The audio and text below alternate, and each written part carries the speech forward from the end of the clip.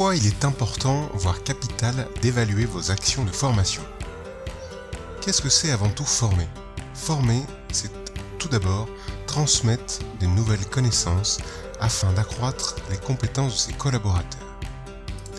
Ces nouvelles connaissances serviront ensuite dans le quotidien professionnel.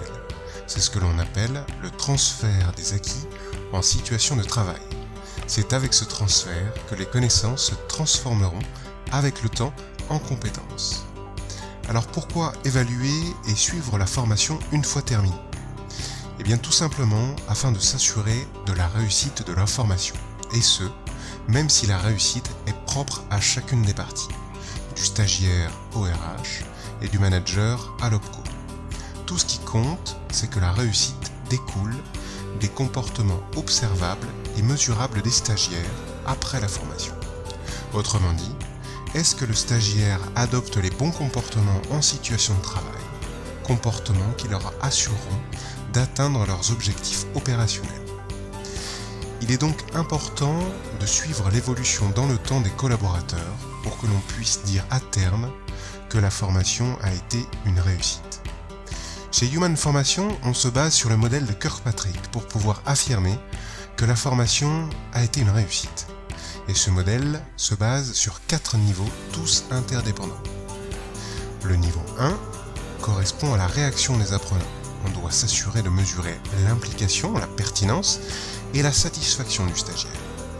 Une fois s'être assuré que le niveau 1 est accompli, il faut évaluer le niveau 2 qui, lui, permettra d'appréhender les connaissances, les compétences, l'attitude, la confiance et enfin l'engagement du stagiaire à mettre en pratique ce qu'il a compris. Puis, le niveau 3, quant à lui, permettra d'évaluer si le stagiaire utilise ses acquis vus en formation directement en situation de travail pour enfin, au niveau 4, en apprécier les résultats.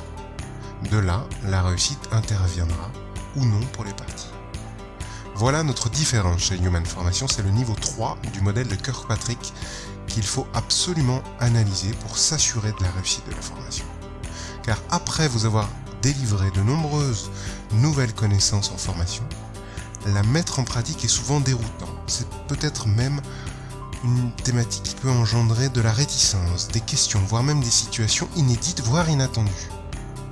Ces situations, si l'on veut que la formation ait un impact positif, doivent être analysées et le stagiaire accompagné dans le temps, voire même coaché. Seules ces pratiques garantiront au stagiaire une parfaite mise en pratique des acquis et un développement des compétences optimales. C'est ce qui nous permettra de mettre en avant le développement du capital humain, gage de la réussite et de la croissance de la performance des entreprises.